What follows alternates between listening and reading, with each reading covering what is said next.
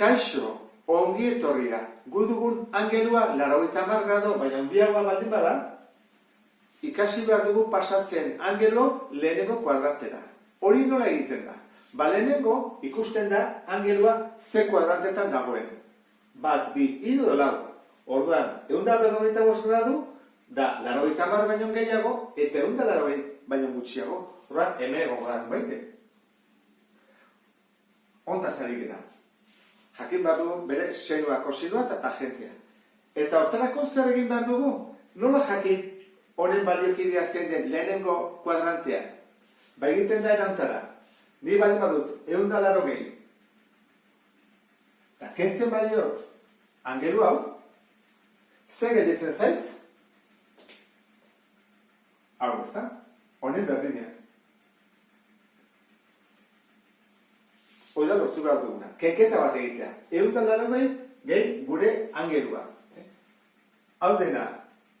Eta hau, berdina da. Horak, hau izango litzake gu kalkulazioan ari gerana. Horak egiten badugu, 180 gradori kendu 185, gelditzen dira 35 gradu. Horak, guari gara egitatzen 35 gradu, baina bigarren kuadrantekoa. Urrengoa, 200 gradu nun daude, dago 180 eta 270 artean, ez da? Gutxi gora bera, esango dugu horrela, zerbait. Buelta osoa da, zer egin beharko genuke? Izateko honen baliokideak? Izango beharko litzateke horrela, ez da? Zerbait horrela? Egingo dugu erautara. Hartuko dugu gure angelua eta kendu 180 gradu. Eta hori izango da gure angelu baliokidea lehenengo kuadrantean. Horra hori egingo duguna. 200 gradu, ken 180. 20 gradu. Bera dago, 3. kuadrantean. Kontuz hau da, 2. kuadrantean eta hau 3. kuadrantean. Jarriko dut horrela betere, beste bezala. 310, hori nun dago? 270 eta 0 edo, hau da, 370 izango dugu eta ere, berri da. Hor tartean, gutxe gora bera, jarriko dugu horrela, eta ideia dago eta osoa, betu, ze angela handia. Nola lortu ezakegu hori jakitea zenbat den? Atea baztegu, zerbait horrela ez? Simetrikoa. Buruatzen zaizu zerbait? Bai, ezta? Nik buelta osoari, 360 kentzen badiot gure angelua, geldituko da, hau bakarrik, puskoi bakarrik. 360 kendu behar dugu angelua. Horak hori da egingo duguna. 360 kendu 310 eta gelditzen dugu 50 gradu. Orain, bai kalkulatu ezakegula bakoitzaren sinua, kosinua eta tangentea. Hasiko gea arekin. Izango litzateke, sinua, 35 gradukoa, zer da, positiboa edo negatiboa? Bigarrenean dago, altura da gorutz positiboa. Horan, sinua positiboa kalkulatuko behar dugu. Kosinua, 35 gradukoa.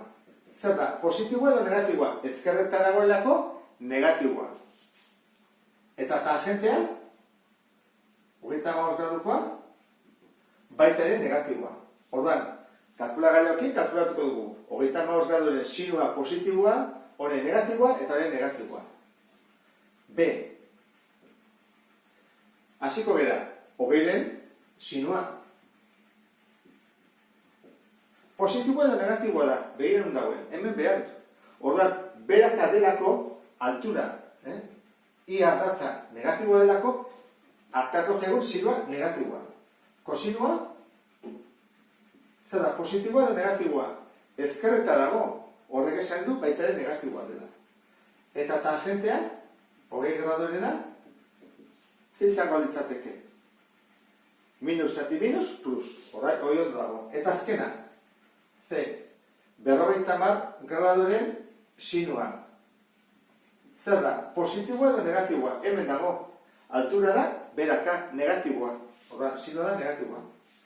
Kosinua, zer da, positiboa edo negatiboa? Beira kosinua. Hau da, kosinua.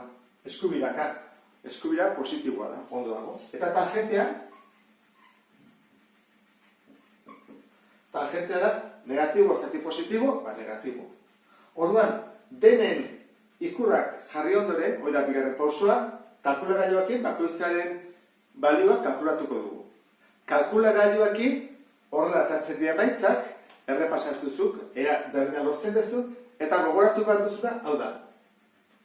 Kuadrante bakoitzen zer egin behar duzu. Bigarren kuadrantean, 180 kendu angelua, hirugarren kuadrantean, angeluari kendu 180, eta laugarren kuadrantean, 360 kendu angelua.